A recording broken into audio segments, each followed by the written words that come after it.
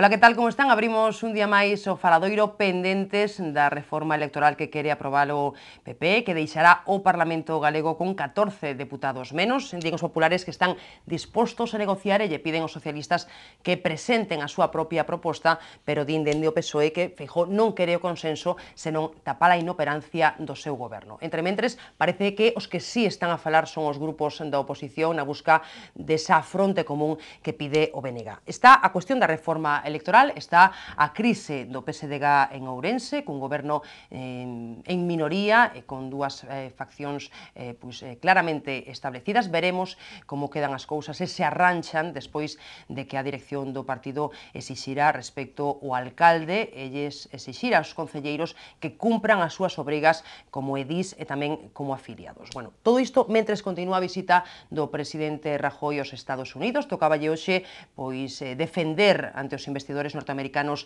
a volta de España ao crecemento, un día despois de verse co presidente Obama e ca responsable do Fondo Monetario Internacional. Nada que ver, por certo, o momento que está a vivir o presidente francés François Hollande, pois tras o escándalo desatado polas informacións sobre o seu romance cunha actriz. Bueno, de todo isto imos falar hoxe cos nosos convidados, a xornalista María Méndez. Que tal, María? Benvida un día máis.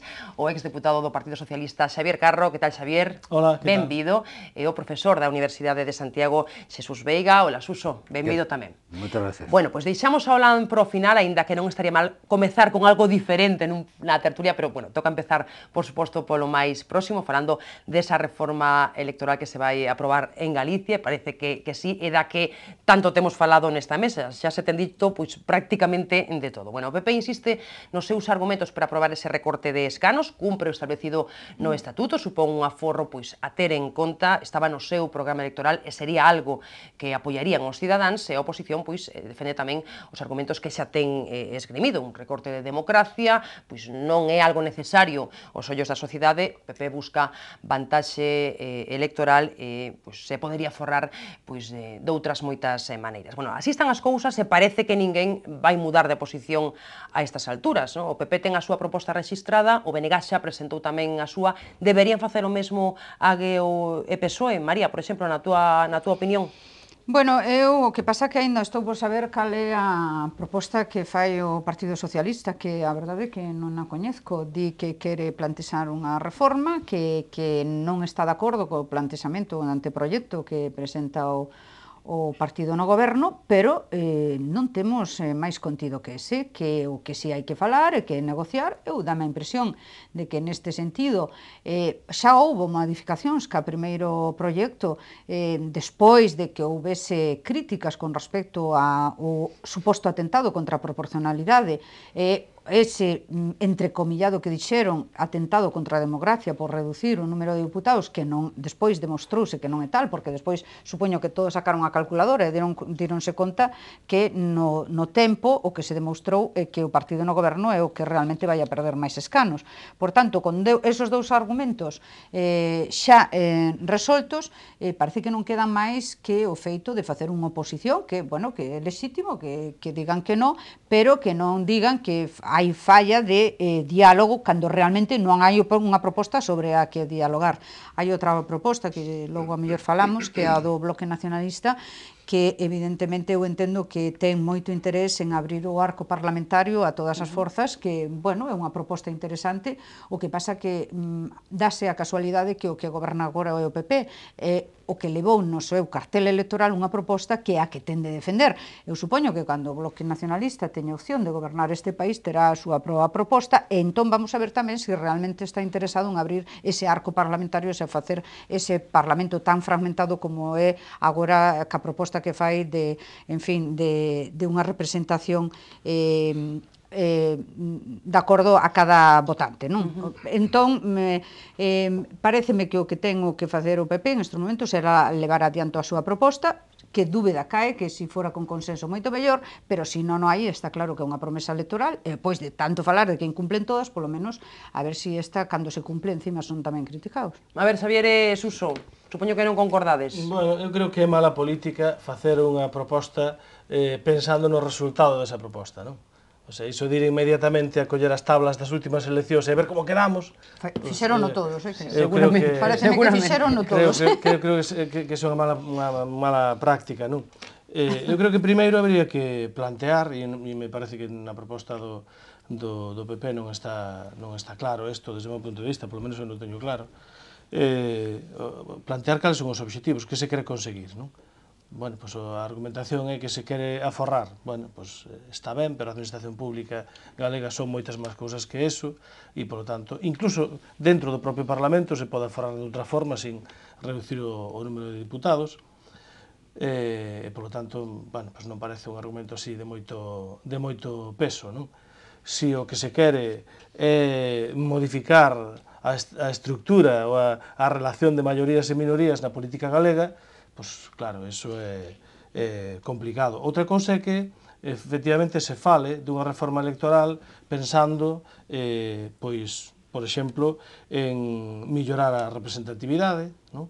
Porque temos que lembrar que en Galicia está gobernando o Partido Popular con maioría absoluta no Parlamento con un 24% de votos do censo, non? Non parece tampouco unha maioría que xustifique unha maioría absoluta no Parlamento, non?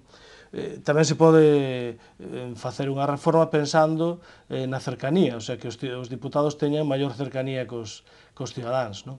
Se é así, pois hai que ir hacia o modelo inglés, non? Hacia un diputado por circunscripción, pero hai que ser consciente que en ese modelo desaparecen as minorías e quedan, polo tanto, os partidos maioritarios, non? Ou pódese ir na dirección contraria, potenciar pois a través de mellorar a representatividade e a proporcionalidade, pois facer, como decía María, pois un parlamento máis fragmentado. Bueno, todas as opcións son lexítimas, todas son democráticas, porque hai países democráticos en todo o mundo, con uns sistemas e con outros, e os sistemas simplemente teñen unhas ventaxas e unhas inconvenientes en función das súas propias características. Entón, o que creo que non está moi claro é cales son os obxectivos da reforma, non? Eu polo menos non escoito razóns de peso no Partido Popular máis aló de que está no seu programa e de que con eso se aforra. Pois, bueno, vale, son dúas cousas que son certas, pero a mí non me parecen dous argumentos suficientes como para plantear unha reforma electoral. E me parece que sí, en un tema como este, se debería de intentar un consenso entre todos os partidos, non? Eu entendo que se o Partido Socialista non ten presentado unha proposta pechada é precisamente porque non quere pechar unha posición e pechar a posibilidade de un diálogo, non? Ahora, o Partido Socialista e o propio Besteiro foi o primeiro que se manifestou xa na entrevista que tuvo con Feijóo sobre as líneas roxas, por decirlo así, que para o partido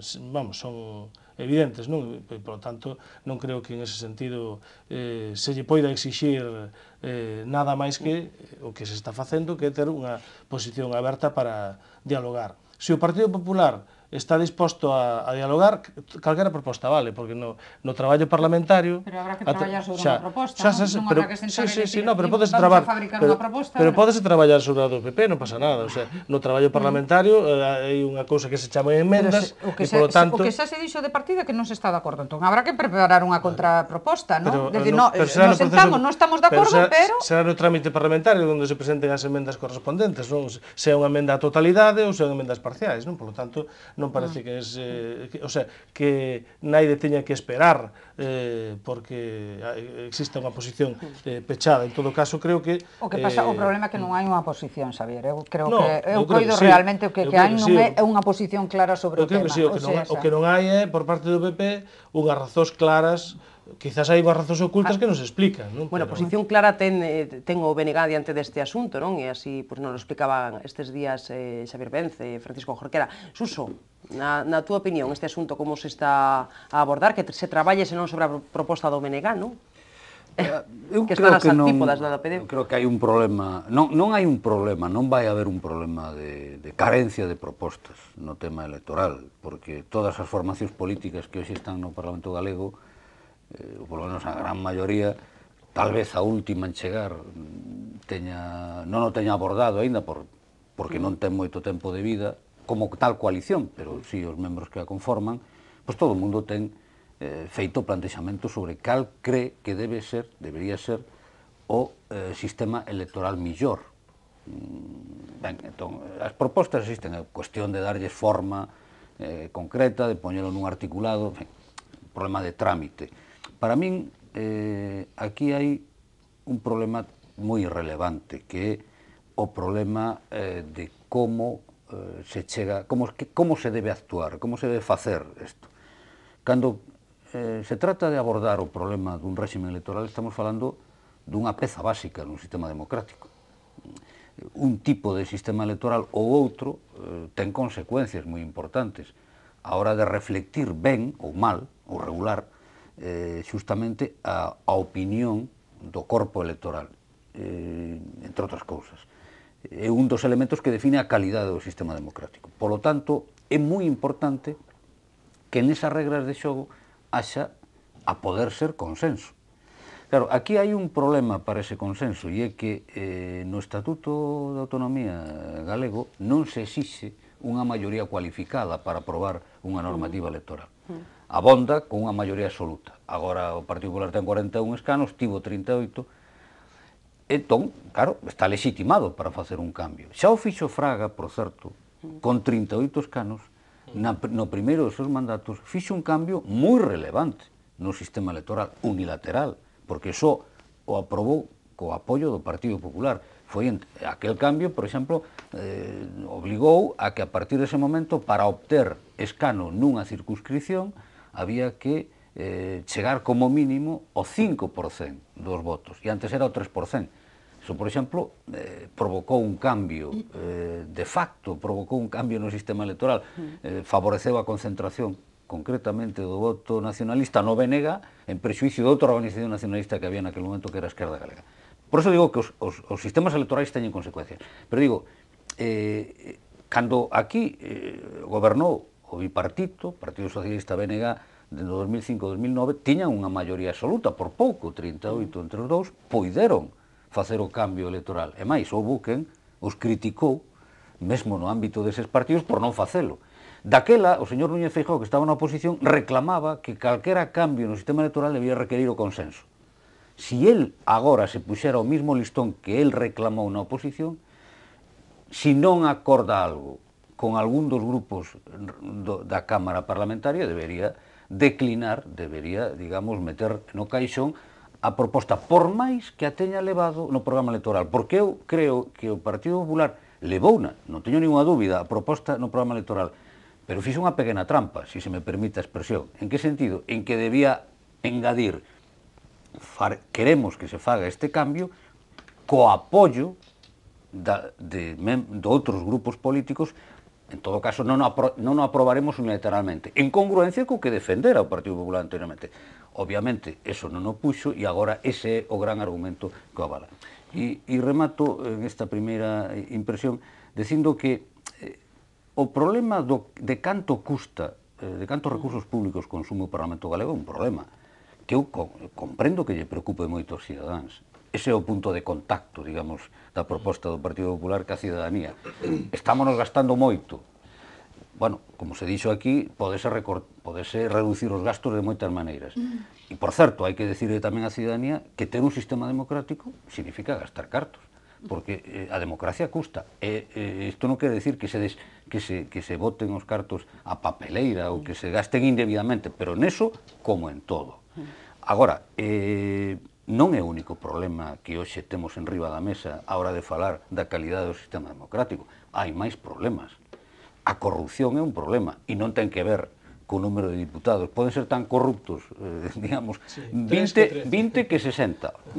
Tan ou máis corruptos. E ese é un grave problema que está afectando a credibilidade do sistema político, ou o problema, digamos, de xente que se perpetúa, tal vez, demasiado, non hai limitación dos mandatos. Hai varios problemas que se poderían abordar. Se abrimos o melón, se abre o melón dunha reforma das regras de xogo electoral, eu son partidario de abrilo, máis que só reducido o problema de menos número de diputados no Parlamento. Todos con brevidade, que algunha cosa que vos quede por apuntar. María, algunha cousiña, non? Sinto moito, porque a brevidade isto sería longuísimo, porque teño moitas cousas que discrepar co co profesor. E cos dous, e con Xavier tamén, con non? Xavier tamén, por suposto, pero a min o que me carta. sorprende de verdad como cidadán, alleo un pouco a vida parlamentaria, pregúntome eu, cal é o tope democrático do país? Eu estou farta de oír a moitos representantes políticos decir que con esta reducción parece que se cercena a capacidade democrática. Ti acabas de empregar un argumento que de verdad que me deixa como perplexa o decir que a democracia ten un coste. Os cidadáns o saben que ten un coste, pero os cidadáns o que non acaban de entender é onde está o que da cuestión de que porque en vez de haber 71 diputados hai a 65, hai unha merma democrática. Eso é un linguaxe propio dos políticos. A xente da calle, de verdad, que non temen en absoluto que haya merma democrática. Ninguna. Ti podes, como político, decirme evidentemente que o mellor había unha duda con respecto a que se baixaba a porcentaxe ou se mantía, había, digamos, unha redistribución que podía favorecer a un partido e marxinar a outros. Ao mellor, en ese terreno podemos entrar e a mellor eu estaría de acordo contigo. Pero se realmente o que se plantexou no trámite deste anteproxecto é baixar de 10 a 8%, non? De 10 a 8 o mínimo de diputados por provincia. Exactamente. Pois, e con esa baixada o que se fai é respetar a redistribución territorial que había, eu non sei onde está a merma democrática. A mí o que me parece, de verdade, Suso, a mí me parece que a veces temos que ser un pouco sinceiros e dame a impresión de que detrás de todo este debate que realmente pos cidadáns non existe, porque hai unha cousa que está clara, no Estatuto de Autonomía xa está previsto que hai unha forquilla que se pode manexar, que é rebaixar tope máximo 71, tope mínimo 65, estamos indo ao 65. Podo te asegurar que calquer cidadán en estos momentos... O 61. O 61, perdón. 60-80. Exactamente. O intervalo que contempla o Estatuto 60-80. 80. Bueno, máximo de 80, mínimo de 60. Pois baixas o mínimo. Cal é o problema? De verdad que ti crees realmente que os cidadáns preocúpalles enormemente eso? E sí, evidentemente, non hai razóns, a mellor non teñen que haber as razóns empíricas. Mira, perdona un momento, se pode utilizar en contra. Xa remeto. No, ahora vou a eso. É que non necesita razóns empíricas para decir que simplemente este país, que todas as institucións están suxetas a recortes, todas, tiña unhas cifras que lamento haberme esquecido delas, pero paréceme que están en un 56% altos cargos, 30% postos de asesores. Todas as institucións tiveron mermas no seu personal e resulta que o Parlamento non, porque é unha institución aparte. Pero que é o que ten a institución? Sí, claro que... Pero sí, non te equivoques. Non, pero sí, ten unhas funcións e vai a seguir cumplíndoas igual, con menos números de diputados. O que pasa que tamén os políticos, o que pasa, de vez en cando hai que ir ao mercado laboral, entendes? Hai que deixar e plegar un pouquiño do posto e, en fin, buscar outras opcións que non parlamentario. A ver, Xavier. Bueno, xustamente eso non me vas poder decir a min, nin a Suso, que estamos reincorporados ao noso posto de traballo. Pois está moi ben, eso é moi xa. Vamos a ver, a cuestión é que, en primeiro lugar, para cambiar o sistema electoral, non vale decir, é porque non? Pois hai que preguntarse, hai que facer a pregunta ao revés, é porque sí. Porque é necesario que en estes momentos todas as institucións teñan unha merma. A única razón que estás dando unha razón económica. E eu insisto, o Parlamento pode axustar o seu presuposto perfectamente sin necesidade de reducir o número de diputados. Pero por que hai que manter o mesmo número de diputados? Dame un argumento, por favor, porque temos que ter o país con máis diputados e parlamentarios que temos. E hai unha ratio de representación de diputados polo territorio e os diputados... Deixame aclarar. E os diputados no territorio fan cousas. Vas a respetar, fan algo. Salvo que, ao mellor, os diputados do PP, como son moitos, xa non fagan nada.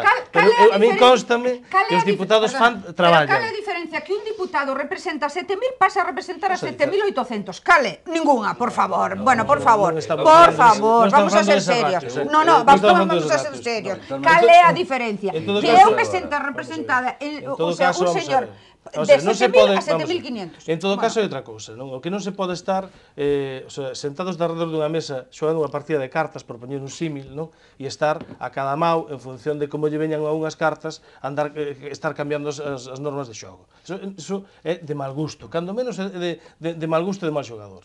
E, por lo tanto, me parece que o Partido Popular esta sería, como decía Suso, a segunda reforma que fai unilateralmente, e me parece que non hai razóns para eso. Se as razóns son económicas, pode pode recortarse, como digo, o presuposto en cantidad de cousas, empezando polo salario dos diputados, polos propios gastos de mantimento do Parlamento, etc., por moitas cousas, pero non me parece. Por que é exemplarizante? Por exemplo, se pode forrar moito máis eliminando os diputados provinciais, que tamén son diputados, tamén, pois que e non están elegidos por nadie, pero perfecto, directamente polo povo. Podemos empezar por aí, por eliminar as diputacións, que non son un órgano democrático.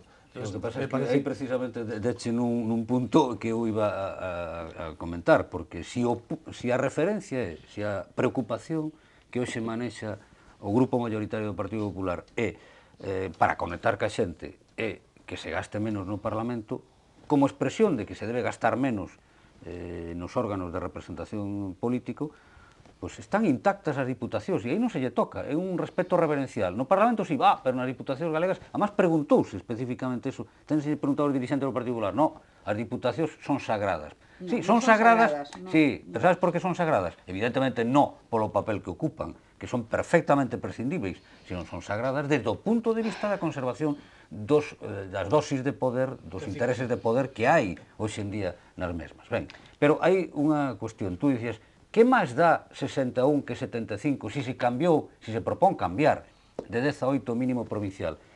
Por certo, e por que non a 5? Porque eu non creo que antes fora unha boa representación por circunscripcións. Eu non estaba conforme. Eu non estaba conforme co que había. O que digo, que o que se propón é peor aínda que o que había. Un pouco peor, sí, un pouco peor, porque non é un problema só de matemáticas. Si tú baixas o número de diputados, o que vas encarecer, por exemplo, nalgúnas circunscripcións, a obtención dun diputado máis. E un diputado máis nun Parlamento onde non hai unha maioría aplastante, a pesar do que se pensa, entre o Partido Popular e o resto, apelo á historia política galega, pois o mellor un diputado ou diputada máis é decisivo para alterar a composición do goberno. Aquí houve maiorías con 38 diputados, do Partido Popular e do bipartito. Si un diputado baila nunha circunscripción e pode bailar como consecuencia, por exemplo, de que a partir, se isto vai adiante, a partir dese momento, en Ourense ou en Lugo, para obter un diputado, vai haber que obter como mínimo non o 5% que se pon de listón, sino un 6% ou mellor máis, e hai algunha organización política que obtiña ahora un diputado co 5,3 e deixa de obtelo, pode cambiar totalmente, pode haber unha maioría pode cambiar por un diputado, pode cambiar, o sea que os cambios nas leis electorais teñen consecuencias, non son neutrais, non existen, cambios neutrais, que se di, non, son neutrais, e polo tanto, se nos poñemos así, eu propoñeríalle ao Partido Popular, mire, en vez de baixar de 10 a 8 mínimo provincial, baixo a 5.